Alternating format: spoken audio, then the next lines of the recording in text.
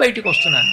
వస్తుంటే నా వెనక ఉన్నటువంటి వాళ్ళలో ఒక ఆయన అన్నాడు, ఏమిటో ఓ 10 నిమిషాలు కూడా ఎప్పుడూ నించోనివ్వరు, తోసేస్తారు, వెళ్ళండి వెళ్ళండి వెళ్ళండి అంటారు అన్నాడు. నేను నిజమే కదా, పాపం అలా అనిపిస్తుంది కదా అనుకున్నాను. ఇంకొక ఆయన కళ్ళు ఎత్తుకుంటున్నాడు.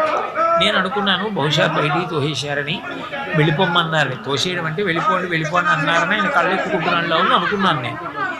ఆయన అన్న మాట నా జీవితంలో నేను ఇప్పటికి కాదు ఎప్పటికీ మర్చిపోయాను.